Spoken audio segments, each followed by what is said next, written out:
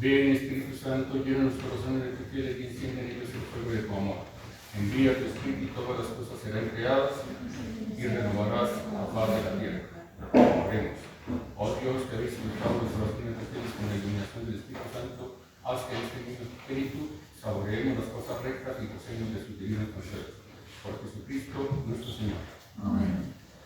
Dios te salve María, llena eres de gracia, el Señor es contigo. Bendita tú eres entre todas las mujeres y bendito es el fruto de tu vientre, Jesús. Santa María, Madre de Dios, ruega por nosotros pecadores, ahora y en la hora de nuestra muerte. Amén. Gloria al Padre, y al Hijo, y al Espíritu Santo. Como en el principio, ahora y siempre, por los siglos de los siglos. Amén. San José, Ruega por nosotros. en el nombre del Padre, y del Hijo, y del Espíritu Santo. Amén.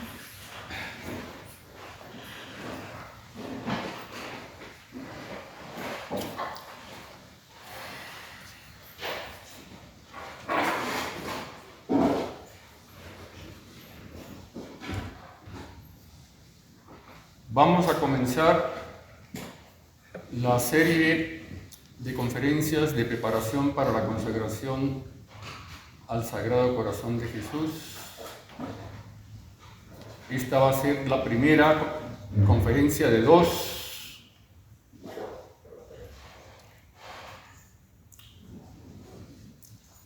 Y primero que todo, quiero recordarles o quiero aclararles que la consagración no es una simple oración que se hace. Así que tengamos eso presente, que no es cuestión de recitar el día de la consagración, el día de la fiesta del Sagrado Corazón de Jesús, no es cuestión de simplemente recitar esa oración, sino que eso conlleva un compromiso. Es un compromiso que se adquiere con Dios, que se adquiere con nuestro Señor Jesucristo. Cuando uno se consagra, la palabra misma lo dice, ¿no? Es porque se dedica a alguien. Si uno se consagra a alguien es porque se dedica a ese alguien. Así como cuando se consagra el cáliz. ¿Para qué se consagra el cáliz? Precisamente para usarlo en el altar, ¿sí? Entonces, para el servicio de Dios. De alguna manera, nosotros, es decir, ustedes, los simples fieles, digo yo simples fieles porque nosotros somos personas consagradas, es decir, nosotros nos hemos consagrado a Dios y por ese motivo entonces estamos dedicados a Dios. ¿Se dan cuenta? Entonces los fieles, ¿cómo hacen para dedicarse a Dios? Bueno, en medio de su vida de laicos, tienen que, de alguna manera, sí, buscar que su vida también esté al servicio de Dios, esté dedicada a Dios. Se puede, digamos, se puede, ¿no? Se puede hacer que la vida de cada uno de ustedes de alguna manera esté dedicada a Dios a través de la consagración al Sagrado Corazón de Jesús. Entonces, por eso, es para que lo tomen muy en serio. Sí, para que después no nuestro Señor Jesucristo o el Sagrado Corazón de Jesús no esté precisamente quejándose de que las almas le prometen amor, pero después le niegan ese amor. Porque eso lo vamos a ver, ¿no? Lo vamos a ver en la conferencia, cómo Jesús se queja precisamente de aquellos de los que él esperaba, de los que más esperaba el servicio, el amor a él. Eso es lo que más le duele a él. Bueno, entonces, esta conferencia más que todo se va a limitar a la historia de la devoción al Sagrado Corazón de Jesús. En la otra conferencia vamos a hablar ya de la devoción propiamente hablando, cómo se practica esa devoción. Eso lo vamos a ver en la otra conferencia, cómo se practica, cómo se debe practicar esa devoción al Sagrado Corazón de Jesús. Entonces vamos a ver el nacimiento de la devoción al Sagrado Corazón. La devoción al Sagrado Corazón de Jesús tiene una evolución fascinante.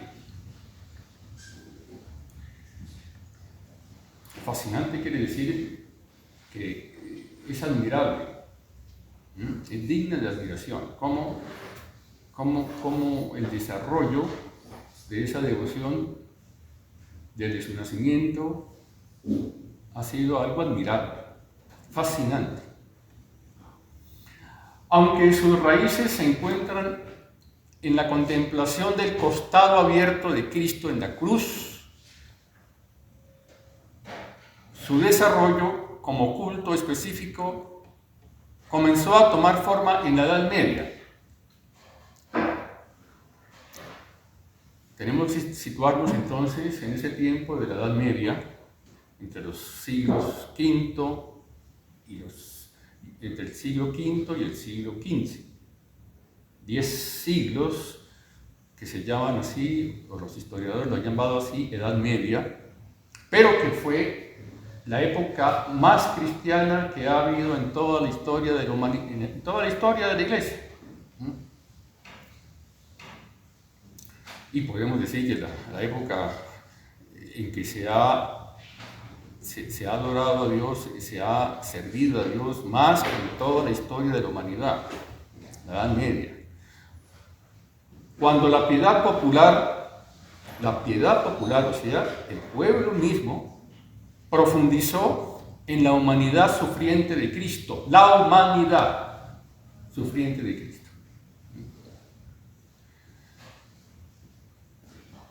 Corresponde entonces a la exaltación de la humanidad del Redentor. Aquí vamos a hablar más que todo de la humanidad de Cristo. Después de que hemos reafirmado la divinidad de Jesucristo en los primeros siglos de la Iglesia, después de que se consolidó esa verdad, esa doctrina sobre la divinidad de Cristo, entonces ya se pasó a exaltar la humanidad de Cristo. Entonces aquí está la novedad. Ya no vamos a hablar de Cristo en cuanto Dios, sino vamos a hablar de Cristo en cuanto hombre. Las dos cosas son importantes. Tanto la divinidad como la humanidad son importantes porque forman una sola persona, una persona divina. Pero entonces es preciso que nos concentremos en la parte humana.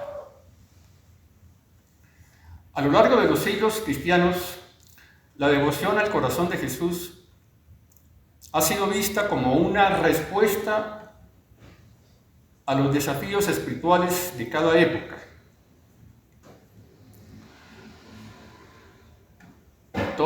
En todas las épocas ha habido desafíos espirituales. Pero vean ustedes, esta devoción al corazón de Jesús se ha presentado como una respuesta a esos desafíos, a esos desafíos espirituales, crisis de espiritualidad que se han presentado en la historia, ofreciendo al alma consolación y a la vez renovación interior. Consolación por un lado y por el otro lado renovación interior. Siempre que hay una crisis espiritual, aún en la vida propia, en la vida personal, es precisamente para renovarse. En ese sentido se puede llamar una crisis curativa, como dicen los homeópatas. A este respecto es útil, por un lado, profundizar en cómo la crisis del humanismo secular, estamos hablando del humanismo del siglo XIV, cuando ya se terminaba la Edad Media, que se empezó a hablar del humanismo mundano, el humanismo pagano. ¿Cómo este humanismo secular ha afectado la espiritualidad contemporánea, o sea, la de hoy? Y por otro lado, profundizar cuál fue su impacto en la liturgia, que entonces llevó al establecimiento de la fiesta del Sagrado Corazón.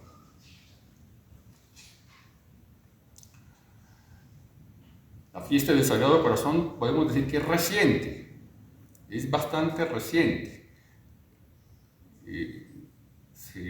Se estableció esa fiesta en el siglo XIX, o sea, hace apenas 2 siglos, siglo y medio.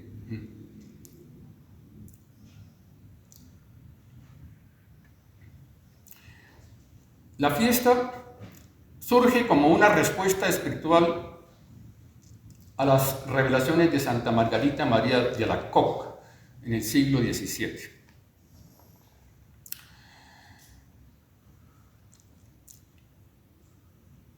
En esas visiones, Jesús le expresó a esta religiosa su deseo de que se dedicara un día especial para venerar su corazón, un día en el año, en el itinerario litúrgico, o sea, en el año litúrgico, para venerar su corazón como símbolo del amor divino y la reparación por los pecados del mundo. Aquí ya nos vamos dando cuenta de cómo esa devoción es ante todo reparadora. O sea, ese es el carácter específico de la devoción al Sagrado Corazón de Jesús, la de reparar por los pecados del mundo. Entonces, no nos podemos, ir por las ramas, no nos podemos ir a hablar de la devoción al Sagrado Corazón en cuanto que solamente es expresión del amor de Dios a nosotros, sino que también es expresión del amor nuestro a Dios.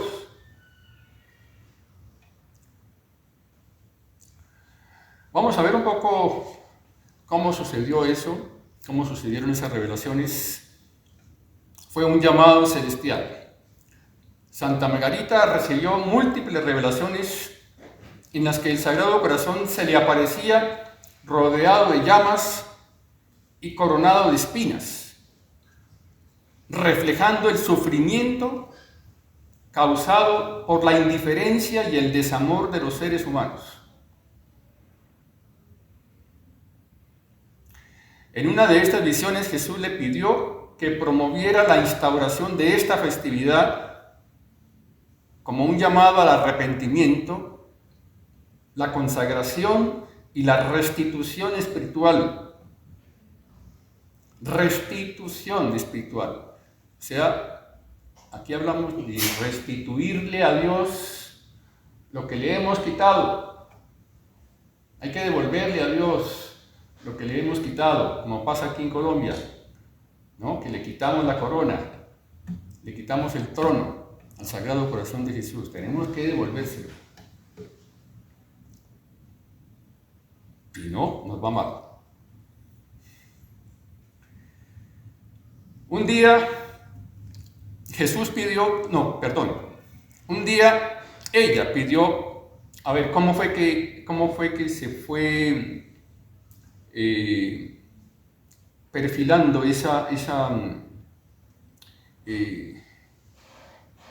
digamos, esas visiones?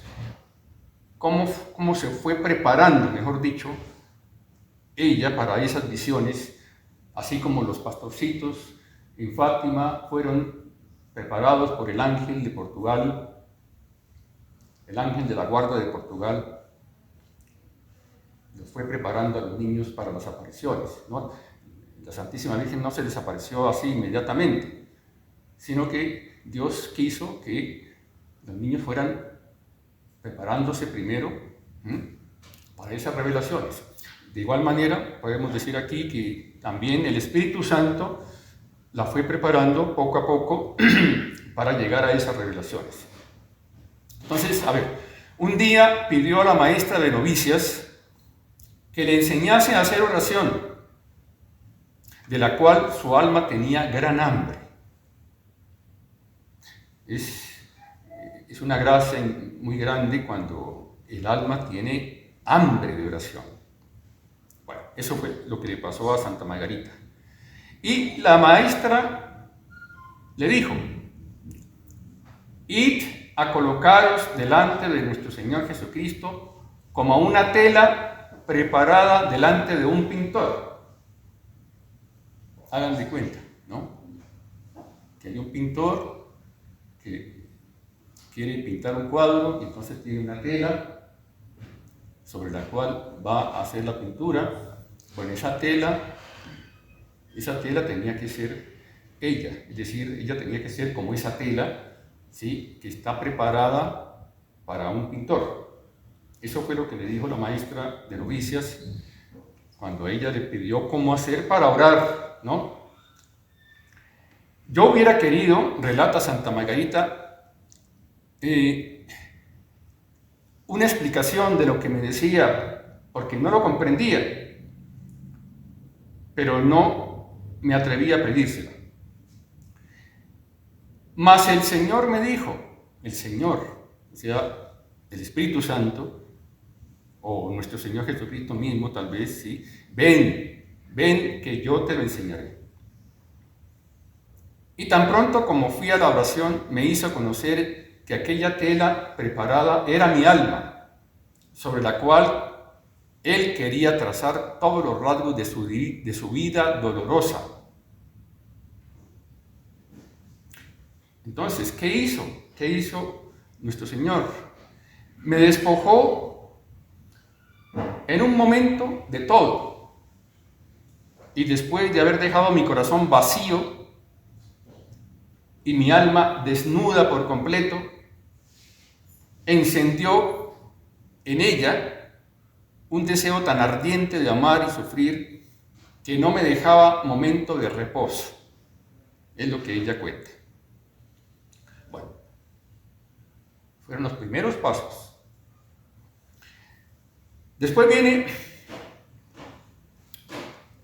Después vamos a hablar de cuando ella ya recibió las revelaciones de Jesús.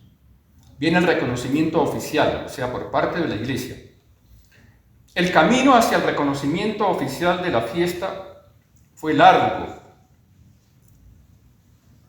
y estuvo marcado por retos, especialmente ante movimientos como el jansenismo.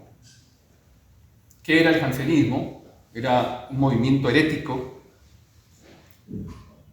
que surgió en esos momentos, que enfatizaba una imagen severa de Dios. O sea, eran religiosos, sí, eran religiosos. Había entre ellos monjes, no propiamente monjes, pero sí frailes, monjas, ¿no? Y tal vez como que obispos, ¿no? Eso no es raro, que en los movimientos heréticos haya obispos, porque siempre los ha habido, siempre. En casi todos los movimientos heréticos ha habido algún obispo.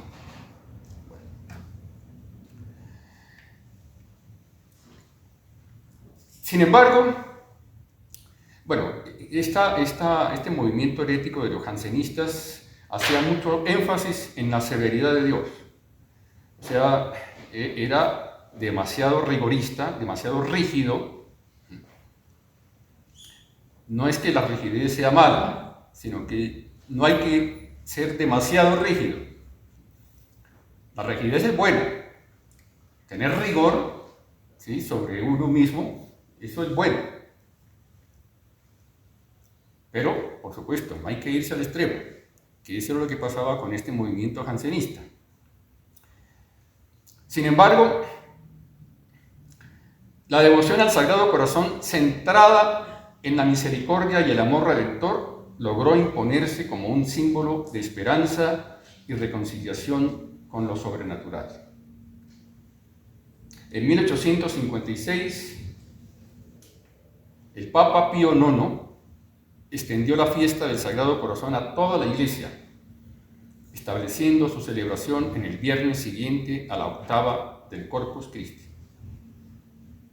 Esta decisión consolidó la festividad como un evento litúrgico clave para recordar el amor infinito de Cristo y su llamado a la conversión. La fiesta no solo era una celebración litúrgica, sino que estaba acompañada de prácticas como la consagración al Sagrado Corazón, la hora santa y la comunión de los primeros viernes de mes. Hay unas promesas para los que cumplan esa devoción de los primeros viernes de mes. No las vamos a ver aquí, las veremos en la próxima conferencia. Estas acciones invitan a los fieles a profundizar en su relación con Cristo y a ofrecer reparación por las heridas que le causa el pecado. La fiesta del Sagrado Corazón sigue siendo hoy un faro espiritual, recordando a creyentes de todo el mundo la centralidad del amor divino y la necesidad de restaurar valores trascendentales frente a una visión más materialista y autónoma del ser humano que se impone hoy. En Colombia, a fines del siglo XIX, hubo una gran ola de consagraciones al Sagrado Corazón de Jesús. Es decir, se consagraban los departamentos, los municipios. Hay una autora, Cecilia Hernández, de la Universidad Nacional, que cuenta en su libro sobre el Sagrado Corazón en Colombia, dice que eran contados los municipios. A final del siglo XIX eran contados los municipios que no estaban consagrados al Sagrado Corazón de Jesús. Y también se consagraban los departamentos. El departamento de Antioquia fue el primero, después el departamento de Cundinamarca, el departamento de Boyacá. Y se consagraban también las instituciones. Por ejemplo, la Universidad Nacional fue consagrada al Sagrado Corazón de Jesús en esa época. El DAS, en ese momento, ¿no?, se llamaba el DAS, fue consagrado. La Universidad Pontificia Bolivariana, consagrado también al Sagrado Corazón de Jesús. Bueno, era una ola que había de consagraciones a finales del siglo XIX. Había mucha devoción aquí en Colombia al Sagrado Corazón de Jesús, que después desembocó en la consagración del país, de la nación, en el año 1902, esa famosa consagración de la nación hecha por el presidente de la República, ¿sí?, por ley de la República, y con la condición de que se renovara esa consagración todos los años. Todos los años. Después, los presidentes que llegaban al cargo tenían la obligación de consagrar la nación, el país, de hacer la renovación de esa consagración del país al Sagrado Corazón de Jesús. Allá en el voto nacional tenían que ir fuera el que fuera, el presidente que fuera, así no fuera muy católico, así fuera masón, así le tocaba, era obligatorio, porque si no se lo demandaba, ¿no? Era para demandar. Analicemos pronto cómo la crisis del humanismo moderno ha influido en la espiritualidad contemporánea. Aquí tenemos que entonces contrastar esas dos ideas, ¿no? Del humanismo secular, el humanismo pagano y el humanismo cristiano, para que tengamos claras las cosas, no nos dejemos confundir, ¿no? Porque puede ser que el tema del humanismo aparezca como bueno, ¿sí?, como algo bueno. Hablar de humanidad, bueno, puede ser algo completamente normal. Pero vamos a ver qué es lo que pasa. Durante el Renacimiento, pues tenemos que remontarnos al siglo XVI, ¿sí? Durante el Renacimiento, una época marcada por el auge del humanismo y la secularización, esta devoción del Sagrado Corazón enfrentó los mayores desafíos, porque se quería pasar, ¿sí?, del humanismo cristiano al humanismo pagano. Eso fue el renacimiento de los valores paganos.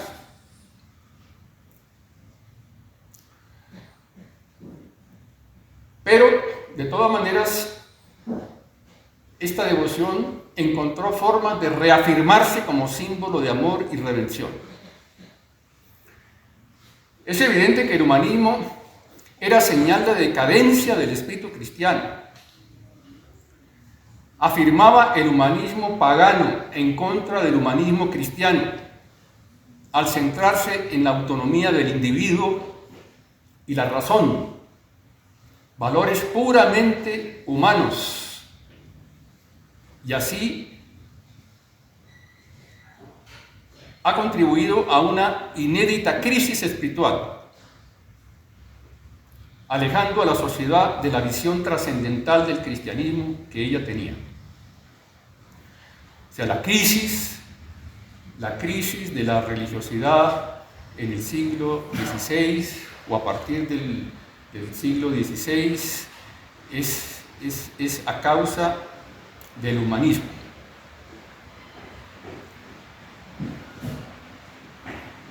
Desde la perspectiva cristiana, este humanismo moderno ha llevado en nuestra época a una desconexión radical con la ley natural, promoviendo una visión del hombre desligada de su dependencia de Dios.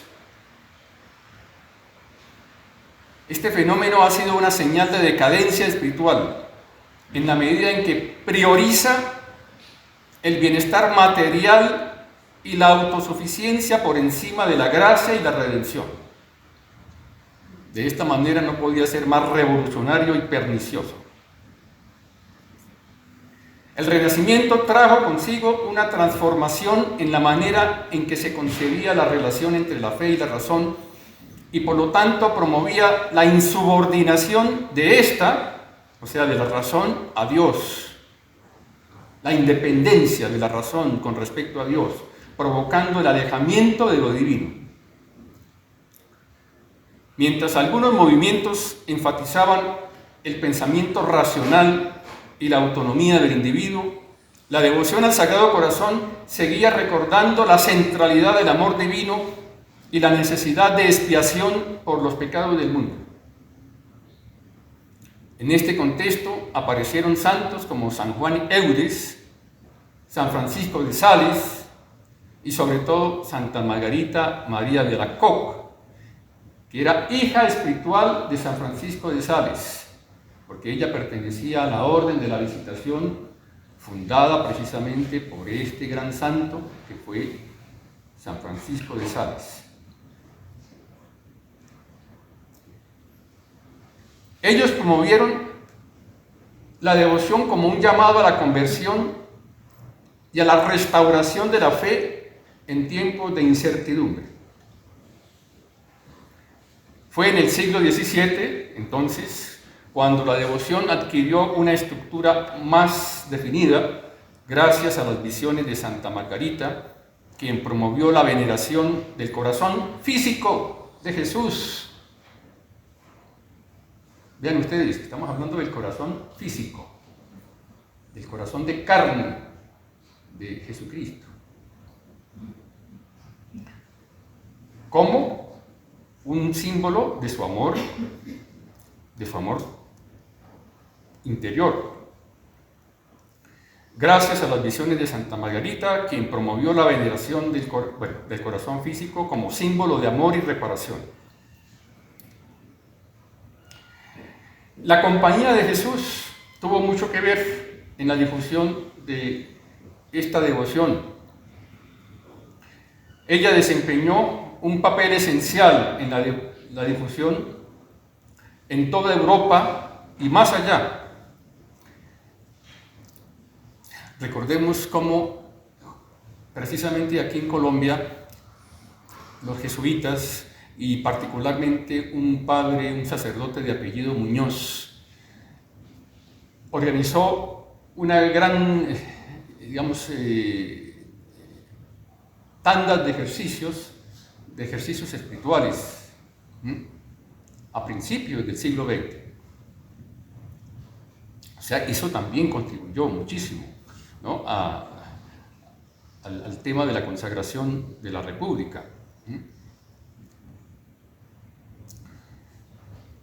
Fueron los jesuitas entonces los que promovieron, y sobre todo aquí en Colombia, promovieron esa devoción al Sagrado Corazón de Jesús.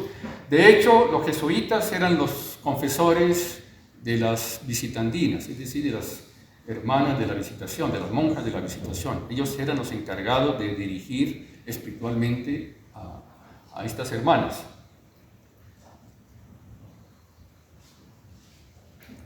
Su apoyo fue crucial para consolidar esta práctica y establecer vínculos con la Iglesia Universal. Gracias a sus esfuerzos, la devoción comenzó a tomar una estructura más definida y a ganar popularidad entre los fieles y comunidades religiosas. El Hijo de Dios encarnado se presentó en la tierra en varias ocasiones, manifestando su deseo de que se estableciera una fiesta en honor a su corazón y que se promoviera la práctica de la hora santa y la comunión de los primeros viernes de mes, como hemos hablado. Santa Margarita recibió estas revelaciones en un contexto, como también hemos contado, en que el jansenismo estaba ganando fuerza en Francia. Esta corriente teológica forma parte del descalabro espiritual producido por la modernidad naciente, o sea, por el Renacimiento. Y por el desequilibrio, ese movimiento del jansenismo forma parte también del desequilibrio que se produjo en la piedad. Cuando se pierde el equilibrio en la piedad, entonces se va a los extremos, ¿no? Por un lado la relajación y por el otro lado la dureza, ¿no?, la rigidez excesiva. Y eso fue lo que sucedió con el jansenismo. Bueno, había, en todo caso, había los dos fenómenos, ¿no? Por un lado, la relajación de la gran parte de la gran mayoría de los católicos en el mundo.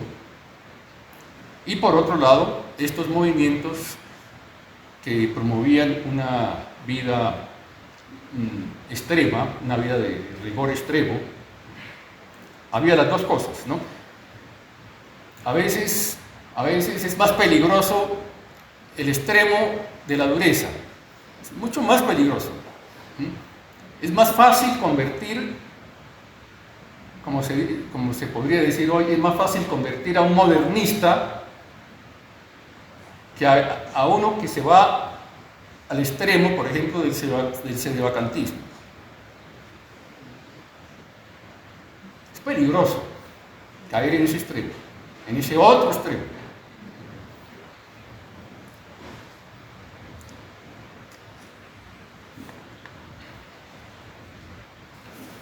El jansenismo desalentaba la recepción frecuente de la Eucaristía.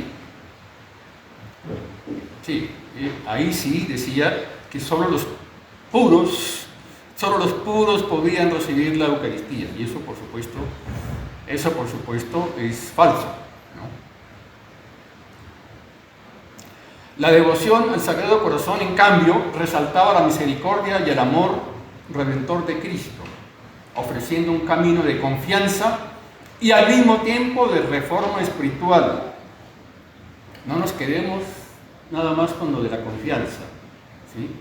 Sagrado Corazón de Jesús, en vos confío, sino que hay que buscar la reforma espiritual.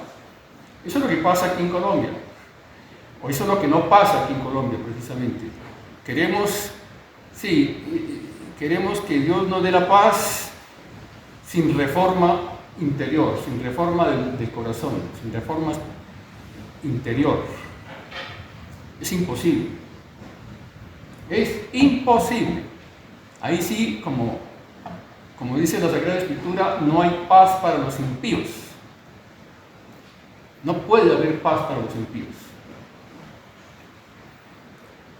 La reparación, entonces, es una dimensión fundamental del culto al Sagrado Corazón, junto con la consagración. Se trata de compensar con amor el desamor causado por el pecado, restaurando lo que ha sido injustamente tomado y ofreciendo satisfacción por las ofensas hechas a Dios, hechas a su Hijo. El Papa Pío XI, en su encíclica Miserentissimus Redemptor, destacó la importancia de esta práctica, recordando las quejas de Jesús a Santa Margarita y su deseo de que los hombres le ofrecieran reparación.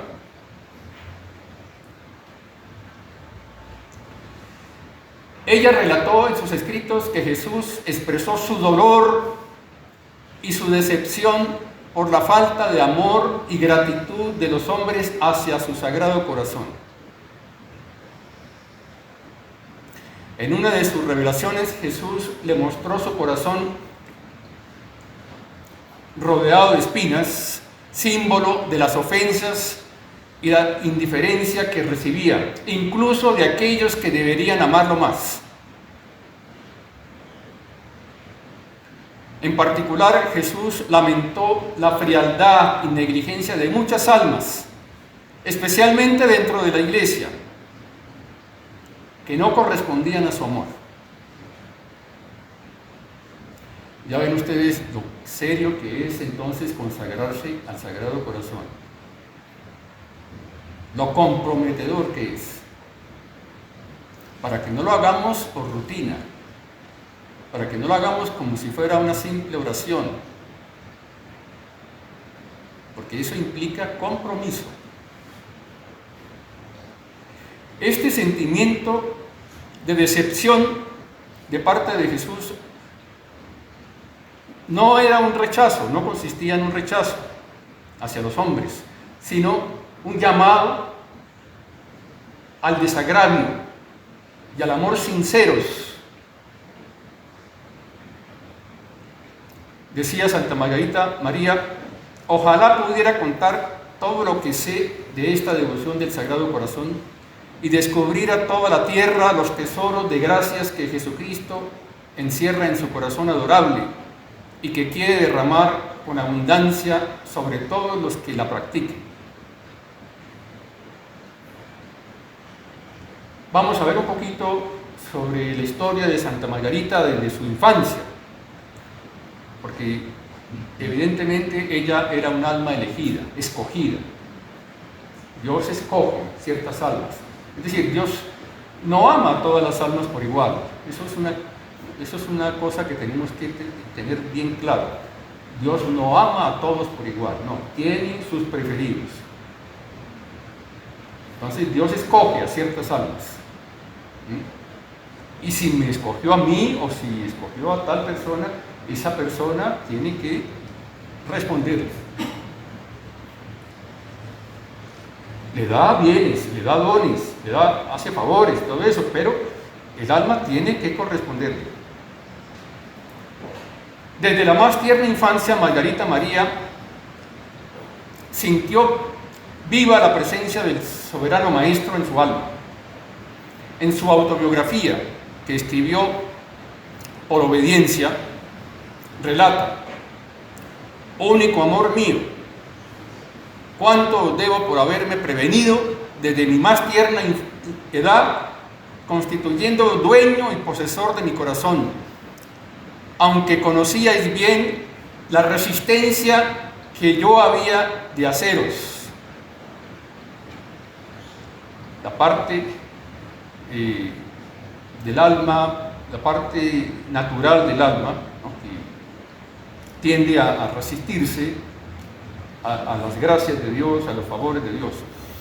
No bien tuve conciencia de mí misma, hicisteis ver a mi alma la fealdad del pecado que imprimió en mi corazón un horror tal que la más leve mancha me era tormenta insoportable. Sin saber lo que hacía, me sentía continuamente impulsada a decir estas palabras: Dios mío, os consagro mi pureza y hago voto de perpetua castidad. Entonces Santa Margarita hizo voto desde niña, hizo voto porque Dios le inspiró, precisamente porque nuestro Señor le inspiró a hacer ese voto. La infancia de Margarita no fue fácil.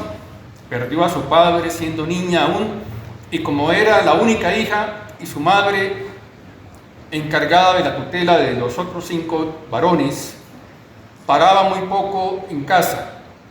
Se crió por este motivo hasta la edad de unos 8 años y medio sin más educación que la de los domésticos y campesinos.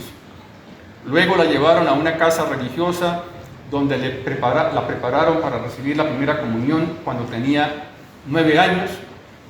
Esta comunión derramó en ella tanta amargura en cuanto a los placeres infantiles y las diversiones. Vean ustedes, ¿no? Es una gracia especial que Dios le dio a esta alma, ¿no? Nuestro Señor le proporcionó a esta alma, le hizo sentir amargura de las diversiones infantiles, de los entretenimientos infantiles.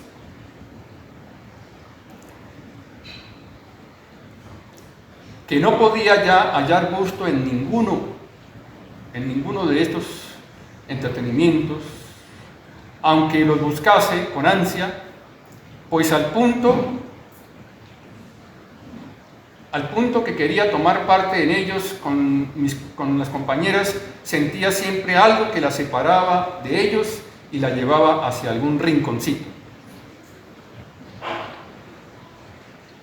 Ella misma lo dice: allí me precisaba a ponerme en oración, pero casi siempre postrada, o sea, con la frente contra el piso, como hay que hacer cuando tiembla. Hay que ponerse con la frente contra el piso.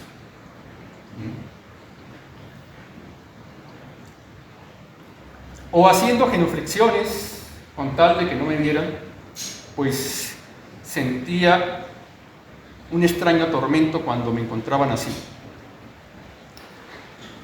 Gran influencia de la devoción mariana, para que veamos cómo la Santísima Virgen siempre está ahí presente. Como la Santísima Virgen es el camino justamente por el cual tenemos que ir nosotros a nuestro Señor, así como Él ha venido a nosotros a través de ella, ¿sí? A través de Nuestra Señora.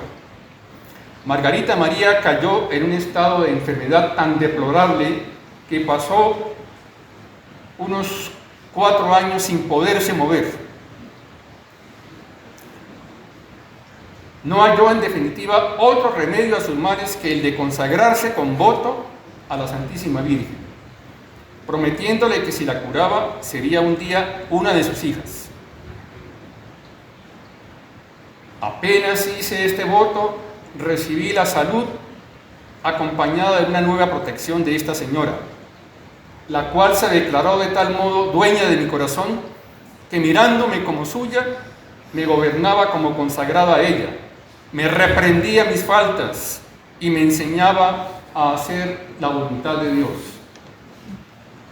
Me sucedió una vez que al estar rezando el rosario sentada, se me presentó delante y me dio tal reprensión que aunque era muy niña, jamás se ha borrado de mi mente. Le dijo la Virgen: hija mía, me admiro de que me sirvas con tanta negligencia, porque la encontró rezando el rosario sentada. Tal impresión dejó estas palabras en mi alma que me han servido de aviso para toda mi vida.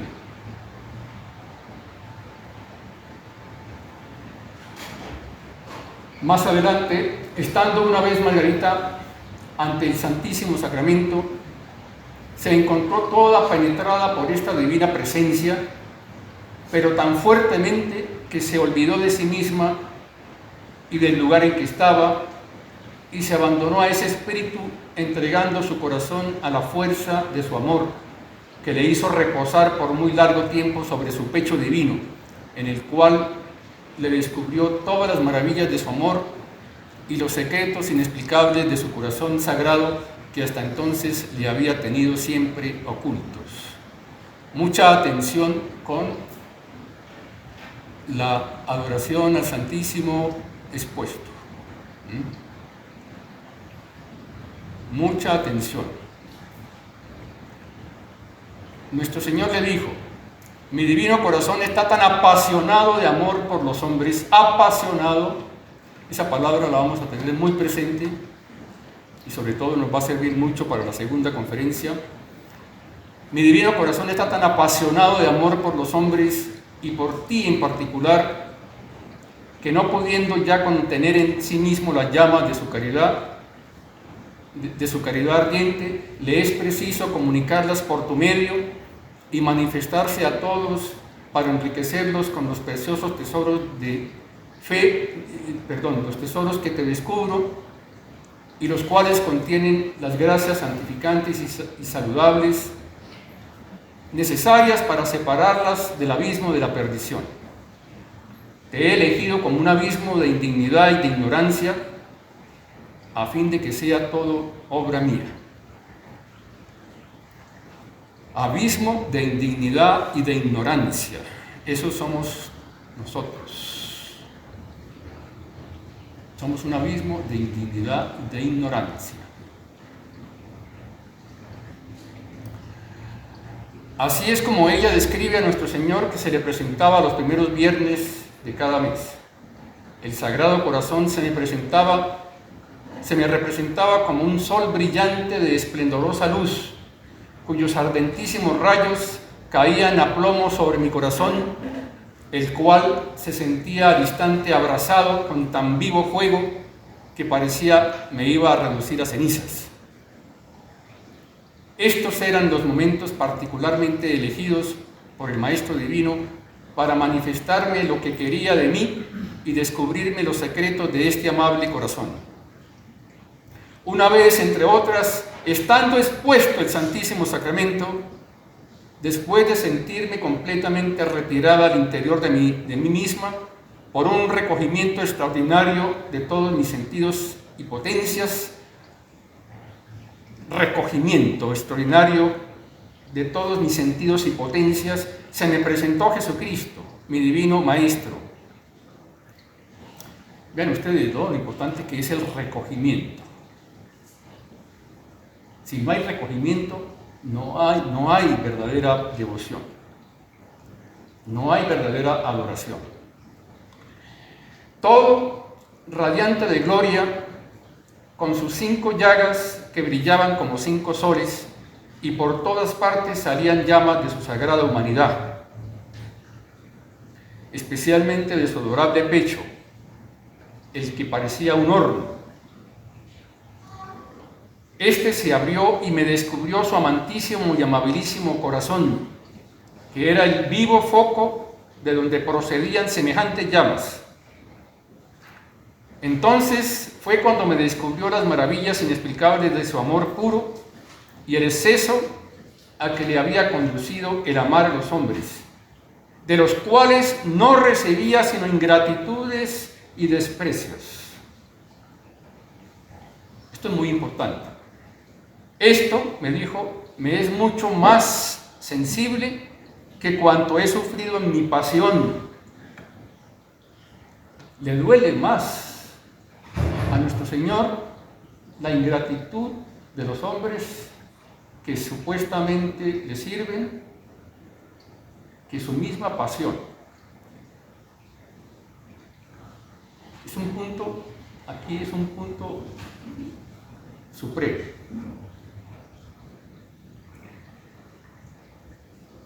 Por eso se considera que las revelaciones de Santa Margarita María de Alacoque son como una nueva redención.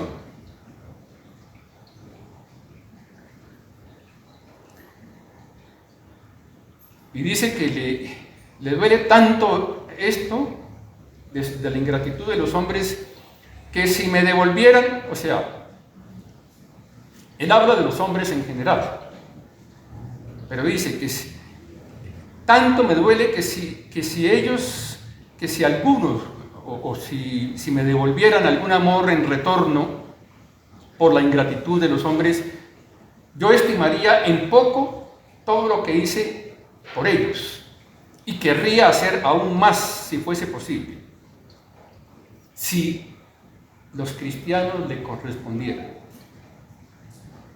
Él haría mucho más, estaría dispuesto a hacer mucho más de lo que hizo. Pero no tienen para corresponder a mis desvelos por procurar su bien, sino frialdad y repulsas.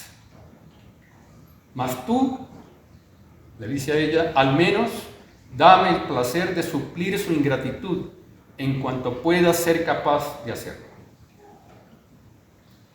Bien, vamos a continuar entonces con la influencia de esta devoción. Gracias a su influencia, gracias a la influencia de Santa Margarita, la devoción se expandió rápidamente y fue reconocida oficialmente por la Iglesia en 1856, cuando el Papa Pío IX instituyó la solemnidad del Sagrado Corazón para toda la Iglesia. Desde entonces, esta devoción ha sido un pilar espiritual en la vida de los fieles, especialmente en tiempos de crisis y de resurrección espiritual. En la actualidad, esta devoción sigue siendo relevante, a pesar de todo. A pesar de todo. Especialmente en los momentos de crisis social y moral, como puede ser en la situación colombiana. Hay que encomendarse al Sagrado Corazón de Jesús. Ahora que estamos en el mes del Sagrado Corazón, pues es cuando más tendríamos nosotros que recurrir a Él y hacer la consagración con verdadero esmero, con verdadero fervor, ¿sí? Con verdadera dedicación. Como he dicho al principio, ¿no? Se trata de dedicarse a nuestro Señor.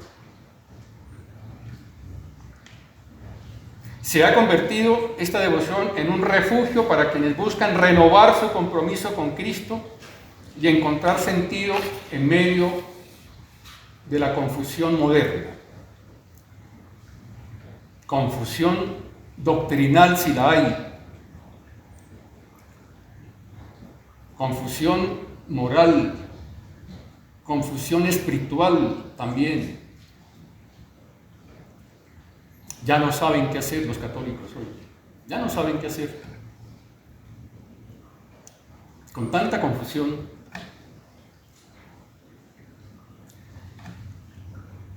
Algunos teólogos han señalado que la decadencia de la devoción al Sagrado Corazón en la actualidad está relacionada con la tendencia a reducir la fe a un mero asistencialismo, desconectado de su dimensión sobrenatural.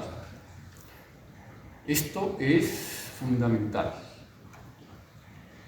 Vamos a hablar del asistencialismo. El concepto de asistencialismo ha sido objeto de debate en diversos ámbitos, especialmente en el contexto religioso y eclesiástico.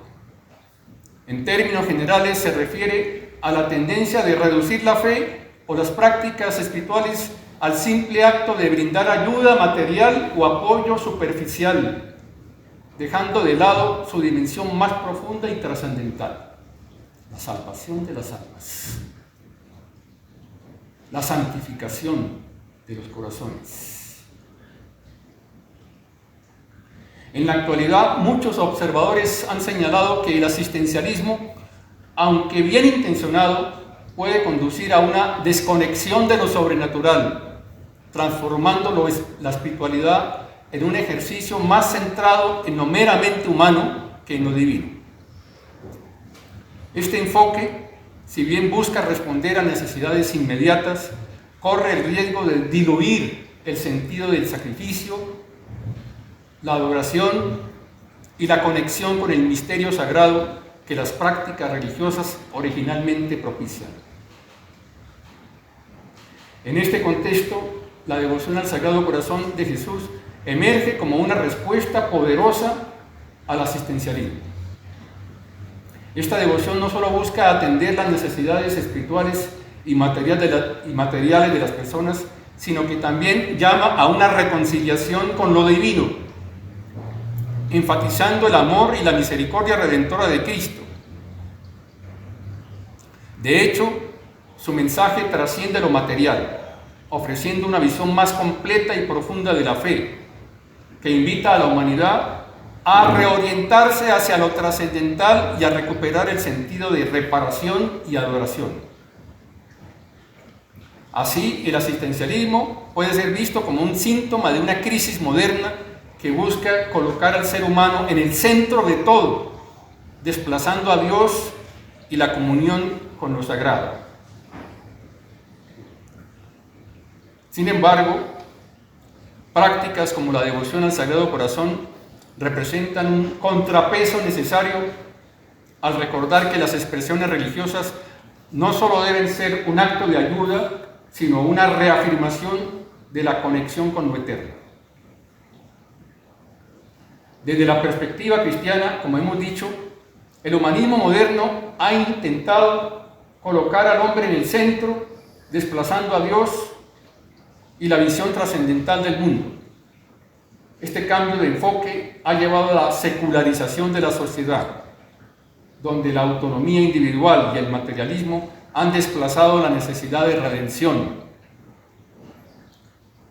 Como resultado, muchas prácticas litúrgicas han perdido su sentido de sacrificio y adoración, convirtiéndose en expresiones más centradas en la comunidad humana que en el misterio divino. El impacto más claro de esta crisis se ha visto en la transformación de la liturgia posterior al Concilio Vaticano II, con una orientación hacia la participación activa, pero a menudo con un debilitamiento del sentido de lo sagrado. Habría que estudiar más sobre en qué consiste la participación pasiva, que era lo que nuestros padres practicaban en la misa, en la liturgia. La participación pasiva.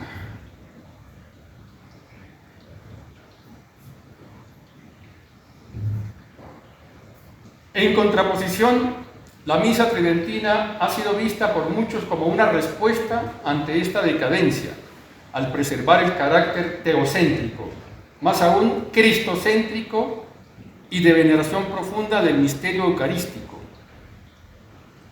La devoción al Sagrado Corazón de Jesús es como un símbolo de amor y redención a lo largo de la historia cristiana. Se dice que esta devoción simboliza un último intento de su amor para lograr la redención y santificación de la humanidad. Su significado va más allá de la piedad popular, convirtiéndose en un faro de esperanza para el pobre mundo moderno. Y con esto terminamos. Y nos vemos en la próxima conferencia el sábado que viene.